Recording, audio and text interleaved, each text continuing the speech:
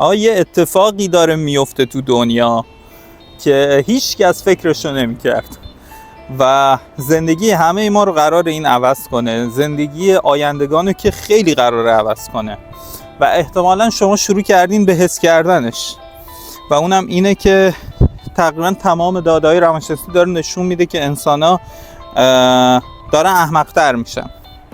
حالا دلیل این دقیق مشخص نیست، ولی یه عالمه نظریه در موردش به وجود اومده و روانشناسا دارن با همه وجودشون سرچ میکنن، جستجو میکنن، تلاش میکنن بفهمن که چرا انسان داره احمق‌تر میشه. ما همیشه فکر میکردیم ذریع‌هوشی انسان قرار بالا بره، هیچ کس فکرشو نمیکرد که انسان قرار احمق بشه و اینقدر سریع. فقط یه فیلم وجود داره که اونم کمدیه. طرف وقتی که اینو درست کرده هیچ جوره فکرشو نمیکرد که داره آینده رو پیش بینی میکنه، ولی در کمال تعجب، بذار اینجا رو بهتون نشون بدم یه ثانیه، در کمال تعجب چیزی که گفته بود درست از آب داره در میاد و این خیلی عجیب و شوکه کننده است. اسم این فیلم ایدیوسینکراسیه و این در مورد دنیاییه که داخلش افرادی که ذریع‌هوشی پایین دارن شروع کردن به بچه دار شدن، ولی افرادی که باهوش‌تر بودن این کارو نکردن و ذریع‌هوشی بالا باعث این شد که مردم کمتر و کمتر رو به روابط بیارن و مخصوصا بچه دار بشن، چون مثلا میگن که آقا چه دنیاییه، خیلی خطرناکه، بچه رو نیاریم یا وضعیت مالیمون خوب نیسته. دلایلی مثل این باعث شد که آدمای باهوش بچه نیارن، ولی آدمایی که ذریع‌هوشیشون پایین بود خیلی بچه دار بشن زیاد. و گفتن که مسیر تکاملی این تغییر کرده. ولی این اتفاقی که ما الان داریم میبینیم خیلی سریعتر داره میفته و خیلی عجیبه، چون که این هیچ کس فکرشو نمی‌کرد آقا آدم احمق بشه، هیچ کس فکرشو نمی‌کرد و الان با سرعت شدیدی داریم می‌بینیم و دلیلش هم این نیست، این چیزی نیست که این فیلم توضیح داده. این اتفاق هم داره میفته ولی تأثیرشو تا چند هزار سال ما نمی‌بینیم. ولی دلیلی که این اتفاق افتاد و من میخوام با یه پیشبینی که در گذشته میکردن توضیح بدم. این پیشبینی بود که روانشناسا و زبانشناسای قدیمی فکرشو میکردن و فیلسوفای قدیمی این فکر رو میکردن.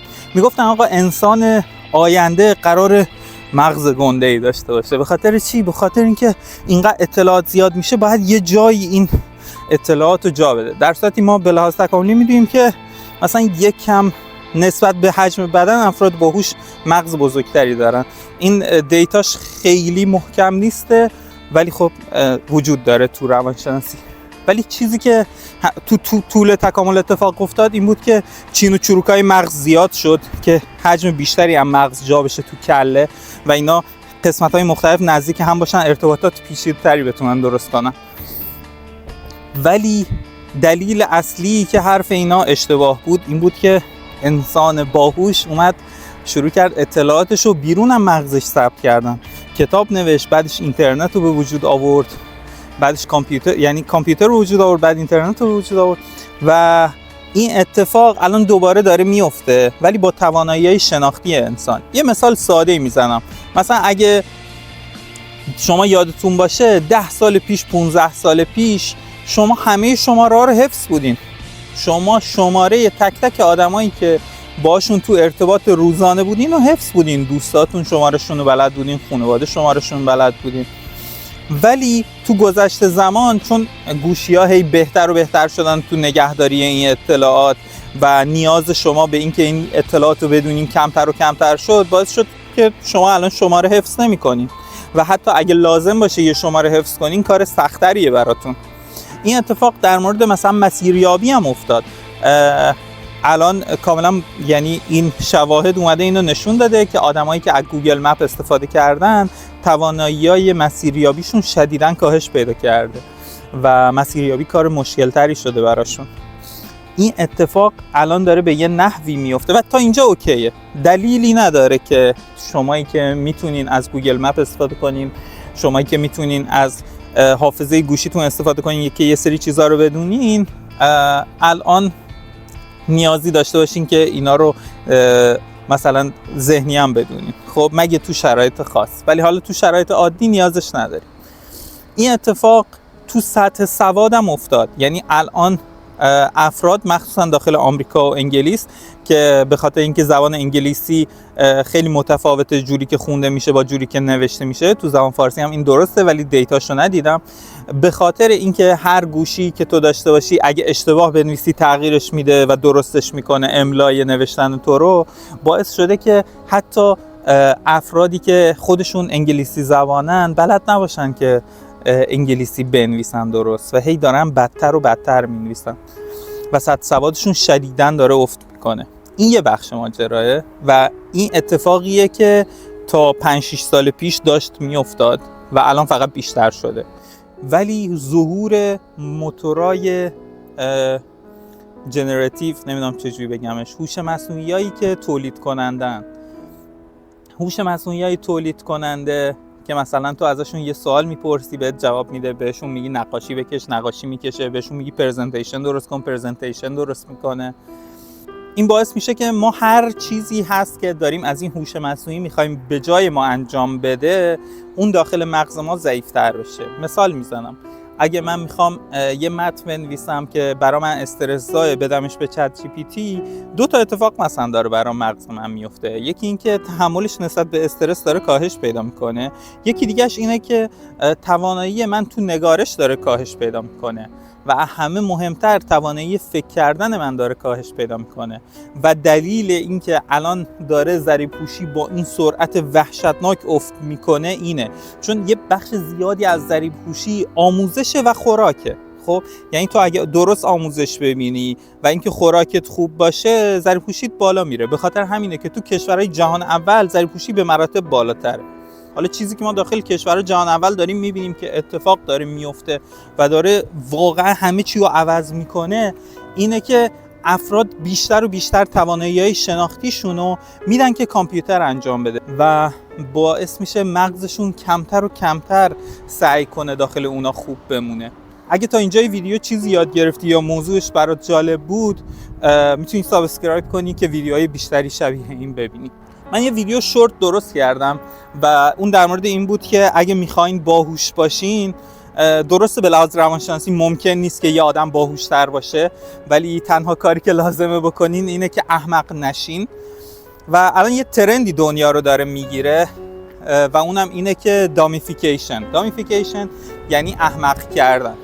ما تقریبا همه چیزایی که داریم توی دنیا دارن هوشمند میشن و این هوشمندی یه هزینه برای ما داره و اونم مثلا هزینهش مغز ماه، عقل ماه، که ما هی داریم ضریب‌پوشیمون رو کاهش میدیم، توانایی شناختیمون رو کاهش میدیم که زندگی هوشمندی داشته باشیم. حالا یه سری افراد هستن که دوباره اومدن گفتن که آقا ما تا جایی که ممکنه سعی میکنیم تحت هیچ شرایطی از این چیزای هوشمند استفاده نکنیم. مثلا اگه میخوایم کتاب بخونیم، کتاب فیزیکال بخونیم. اگه میخوایم نوت برداری کنیم، به جای اینکه وایس بگیریم بعد بدیم چت جی پی تی بگیم که آقا تو این وایس رو متن کن، تو متن سوالاشو بیرون بکش، انکی کارت درست کن، انکی کارتا رو بده من حفظ کنم، همه این کارا رو دستی انجام بدیم. حالا این افرادی که دارن این دامیفیکیشن رو انجام میدن به چند نیت دارن این کارو میکنن. یکی اینه که توانایی شناختیشون کاهش پیدا نکنه، یکی دیگهش اینه که استفاده آگاهانه تری و مستقیم تری داشته باشن روی اینکه کجا میخوان یه بار فکری رو بدن چت جی پی تی انجام بده، یه بار فکری رو بدن مثلا به دیپ سیک انجام بده و جاهایی که خودشون میخوان خودشون باشن این کارو نکنن. میدونیم به خاطر چی اینو میگم؟ قطعا تو آینده ما و تو آینده شاید خیلی دوری نباشه، شاید اینو ما به چشم ببینیم، زمانی برسه که کار وجود نداشته باشه برای آدم عادی، کاری یه چیزی باشه که تعداد محدودی هستن که انجامش میدن. ولی و حواسمون هم باشه که تا اون موقع اگرچه اینجوریه که مثلا میگن 50% شغل‌ها مثلا توی یه دهه حذف میشه، حواسمون باشه که کسایی که تو کارشون دارن از چت جی پی تی استفاده میکنن، کسایی که تو کارشون دارن از ای آی استفاده میکنن، همون افرادی هستن که قرار جایگزین بشن. مثلا اگه اینجوری باشه که کاری که تو داری میکنی اینقدر پیچیده است که چت جی پی تی و ای آی نمیتونه انجامش بده، خب طبیعتا جای تو رو هم نمیگیره. مثال میزنم، مثلا دوستایی که من دارم که مثلا تو کارهای حسابداری ان، خیلیاشون کاراشونو الان دادن چت جی پی تی انجام میده، یا کسایی که مثلا وکالت و حقوق میخونن خیلی از کاراشونو داره چت جی پی تی انجام میده. ولی همزمان دوستایی دارم که از نسخه‌های مثلا $250 چت جی پی تی استفاده میکنن، از نسخه‌های خیلی خاصی از هوش‌های مصنوعی استفاده میکنن که یه عالمه دانشگاه پول میده براشون و در عین حال میگن که مثلا حتی 1/100 کاره رو نمیتونه انجام بده، بس کارشون تخصصی و مشکله. و مثلا همچین کاریه که باقی میمونه. اگه داری میبینی با چت جی پی تی اکثر کارتو میتونی انجام بدی و آسونه، سعی کن مهارتتو اینقدر بالا ببری که چت جی پی تی جاتو نگیره و حواست باشه که این چت جی پی تی داره تو رو احمق میکنه. اگه تو داری یه توانایی شناختی رو از دست میدی، باید یه توانایی شناختی به دست بیاری در قبالش. مثال میزنم، توی گذشته یکی از تفاوتایی که مثلا بین آدمای گذشته و الان بود این بود که الان، و اینم خیلی عجیبه بهتون بگم، مثلا باورتون نمیشه، افراد جوون نمیتونن از کامپیوتر استفاده کنن. نسل جدید بلد نیست از کامپیوتر استفاده کنه. این خیلی عجیب نیست؟ و دلیلش هم اینه که اینقدر این سیستم‌های کامپیوتری خوب شدن و خراب نمیشن که نیاز به تعمیر خیلی کم پیدا میکنن و باعث میشن که تو خیلی پی این نباشی که اینو درست کنی. بعد این اتفاق در مورد نسل ما هم افتاد. مثلا اینجوری بود که نسل قبلی بلد بود مثلا خودرو تعمیر کنه، ولی خودروها اینقدر خوب شدن که مثلا حالا البته تو ایران نه، من حرفی در مورد ایران ندارم، ولی خودروها اینقدر خوب شدن که نیاز به تعمیرشون شدیداً پایین اومده و دیگه نیازی نیست آدم بیاد تعمیرش کنه. میزنیش به کامپیوتر بهت میگه که چی. البته این تو ایران هم میدونم هست، بهش دیاگ میگم فکر کنم. مثلا کسایی خود من میشناسم که سنشون پایین‌تر منه، مال نسل جدیدن و عیبای فوق‌العاده ساده کامپیوتری رو نمیتونن رفع کنن. نمیدونم، یه گردگیری نمیتونن بکنن کیسشونو، یه کار خیلی ابتدایی مثلا نمیتونن بکنن و این اتفاقه توی همه زمینه‌ها میفته. مثلا اگه من خودم هم همینجوریم که اگه من الان بهم بگی پاشو برو مثلا کرمان باشم، بهم بگی پاشو برو مشهد بدون مثلا گوگل مپ، قراره یه 10-15 بار وایسم از این اون سوال بپرسم. خب خیلی بیشتر فکر کنم البته. چرا؟ چون اینجوریه که بچه یه چیز جالب نشونتون بدم. نمیدونم میبینین آدم ها رو اونجا که دارن تمیز میکنن؟ بذار سعی کنم زوم کنم روشون. اونجا اونا آدم ها دارن ساختمون رو تمیز میکنن.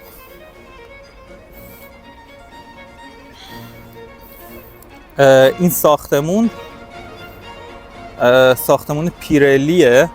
داخل این لاستیکای فرمول 1 رو درست میکنن. این تنها شرکتیه تو دنیا که اجازه داره این کارو بکنه. بعد همش هلیکوپتر میاد میشینه روی این ساختمونه و بلند میشه. خلاصه این باعث میشه که ما توی آینده هی کمتر و کمتر نیاز داشته باشیم که وسایل رو تعمیر کنیم، کارا رو خودمون انجام بدیم و مثلا دیگه نیازی نیست. مثلا تو همین اروپا، نمیدونم اینو میدونستی یا نه، ولی تو اروپا کسی بلد نیست با دنده رانندگی کنه. یعنی مثلا به یکی میگی که من بلدم با دنده رانندگی کنم، اینجوریه که میگه مگه میشه. و این دوستام خیلی تعجب کرده بودن که یعنی همه دنده‌ای بلدن تو ایران رانندگی کنن. و گفتم بله، همه تو ایران بلدن دنده‌ای رانندگی کنن، ولی اضافه نکردم که آقا مجبورن دنده‌ای رانندگی کنن، خودرو اتوماتیکه و گرونه.